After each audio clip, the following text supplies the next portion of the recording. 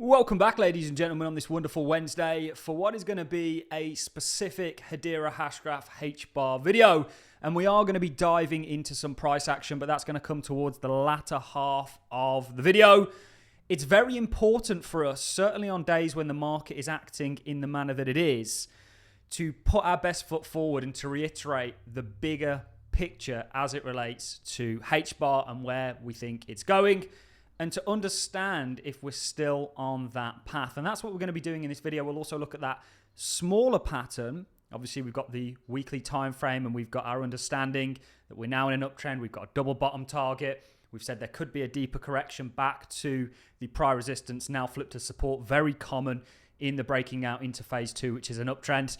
But we actually looked at a smaller pattern that could set up for continuation to the upside without that pullback actually taking place. I'm going to take a look at that because it's very much still intact. And actually, despite the price action that we've seen in the cryptocurrency space, and volatility is inherent with this space, and you need to understand that and know the beast that you're dealing with, HBAR's actually held up very well. So we've got some very interesting news to share with you guys as it relates to the price. Where I want to start, though, is with an old tweet from Eric Balanchunas. Now, those of you that are on Twitter will be very familiar with Eric, and you'll know he's the guy to follow when it comes to ETFs within the United States, broadly, in fact, globally, but certainly in regards to the Bitcoin and crypto ETFs, he's been very much on the ball and a go-to source for information. Now, you'll remember going into 2025, he released this tweet, and it reads, "We expect a wave of cryptocurrency ETFs next year, albeit not all at once.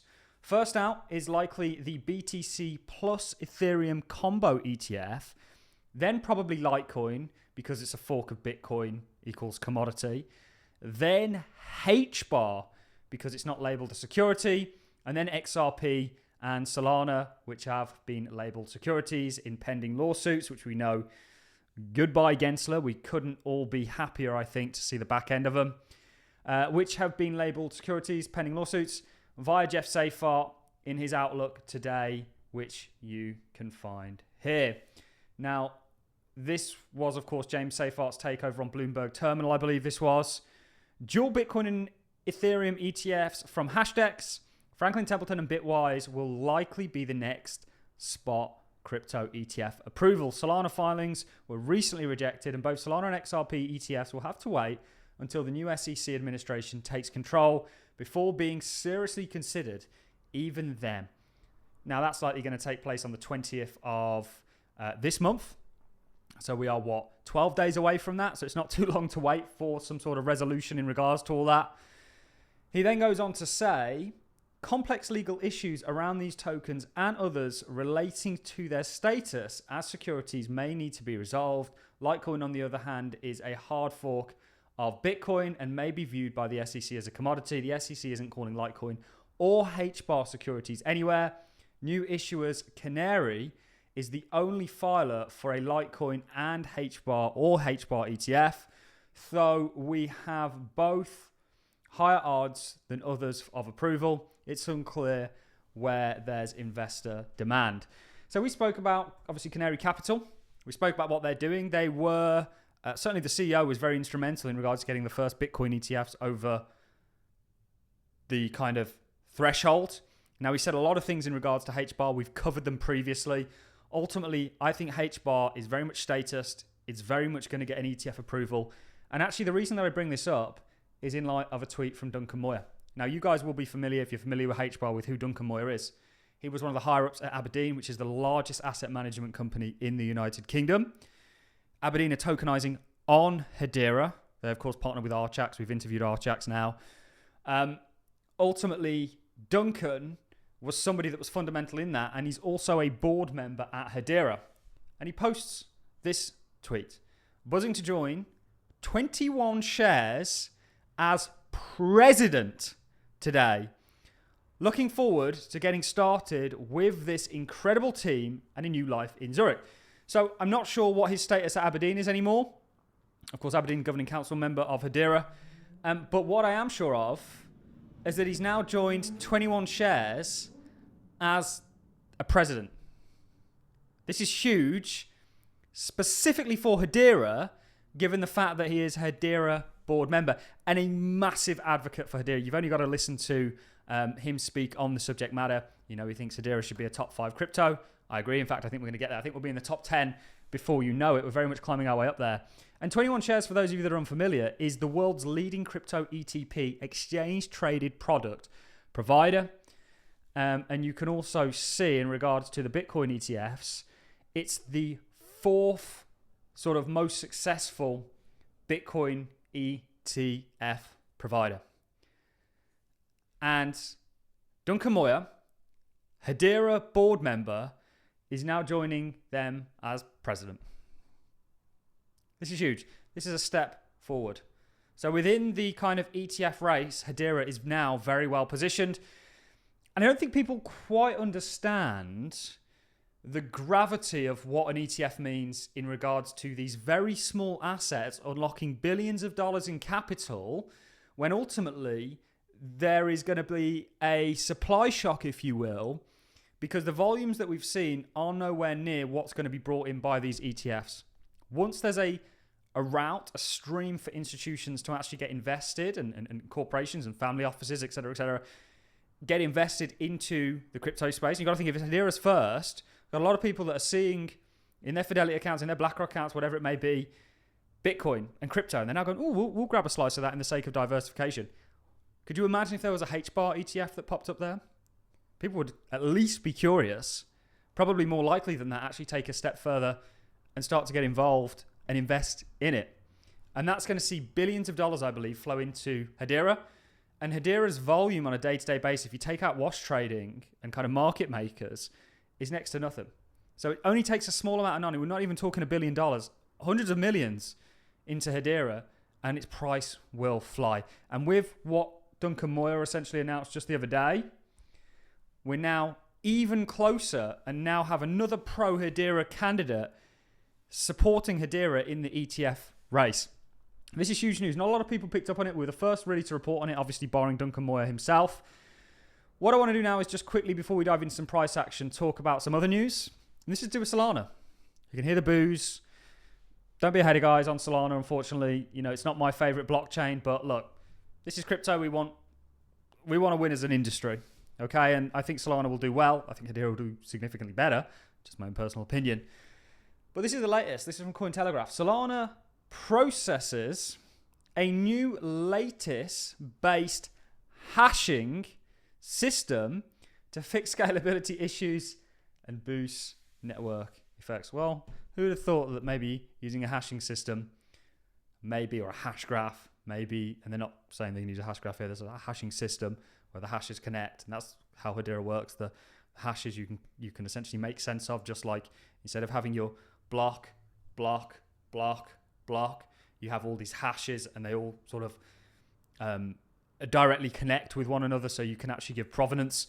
But Solana's now exploring this. There are some takes. There was a good one from Brady, who's talking about how it actually doesn't change Solana's underlying consensus, doesn't turn it into a DAG, nor is it mimicking potentially the Hashgraph consensus.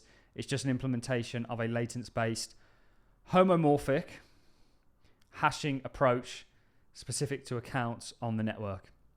So it's not the Hashgraph algorithm or anything of the sorts, but it is a step towards hashes, which Hedera has been very first in adopting. And I think, you know, it is going to do very well on the back end of that all. Now let's talk about price. The markets are selling off today. I know how everybody's feeling, but it's important for days like this, or it's important for us on days like this, to come out and put our best foot forwards and say, do not fear, Allincrypto is here.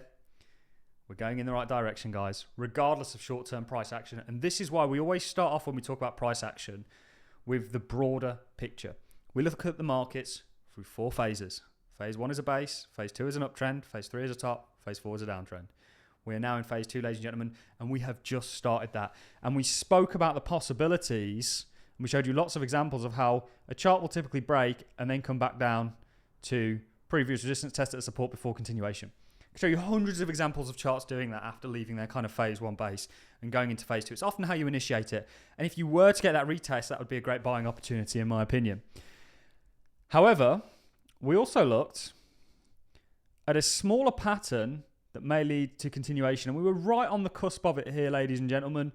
Of course, Bitcoin is still the tide that rises and sinks all ships. We have to dance to the more macro market beat. That's how it goes. The traditional markets, it's a heavy week of economic data. You get a lot of de-risking with that. That can cascade in crypto in the form of over-leveraged players getting washed out and causing the entire space to sort of retract a little bit. However, in the broader context of things, it's amazing how I see people act. Look at where Hedera's come from 4 cents. And we're very proud to have a community of people that were buying in and around that range, guys. Very proud. You want to become a patron, there's a link in the description. But look at how far this has come. And for it to pull back like this, for people to panic over it, you aren't really even looking or processing a chart to have that kind of a assumption on Hedera and the recent price action. In my opinion, this is just a normal ebb and flow of the markets from a day-to-day basis. We're more interested in the big picture. The fact that we're in phase 2, that's an uptrend. We're expecting higher prices. And we're not going to get shaken out because we obviously have an understanding more broadly technically. Of course, fundamentally, what's not to love about Hedera? Most impressive project, I would say, to come out of the cryptocurrency space. They've got everything going on. Their status, they're going to be adopted. You're going to see ETFs this year for Hedera, I think, and that's just going to see some pretty spectacular things take place. But this pattern's very much still valid. You've not taken out any of these lows. And ultimately, this pattern would likely run you to the sort of 50 cents range. If you can get there, that's well on your way to the double bottom target that we have at 94 cents. That we think you're still going to get to, regardless of this pullback. And it's very important for us on days like this to come out, put our best foot forward. So yeah, the price is selling off. So what? Does it really matter? In our opinion, no. This is consolidation before continuation, ladies and gentlemen. And we want people to stay vigilant on that. We also, in our last update, looked at HBAR versus a number of charts out there. So HBAR versus XRP was one. And we were looking for this as continuation. Now you can see this is actually selling off against XRP. XRP doing very well. But one swallow does not a summer mate. We've got HBAR BTC. This is still consolidating. This is still a valid pattern that is likely going to see Hedera gain ground against Bitcoin. We've, of course, got HBAR ETH. And we'll use both TradingView charts for this for the sake of simplicity. You can see this continuation pattern, this consolidation, likely going to lead to continuation. And then I think we had HBAR DOM.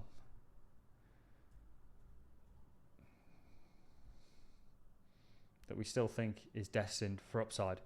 So on the big time frames, all is A-OK despite this recent price action, which is really just symptomatic of the macroeconomic environment and the uncertainty surrounding it. And on the smaller time frames, that pattern that we looked at, whether you look at USDT, the only one that looks a little bit less great is HBAR XRP.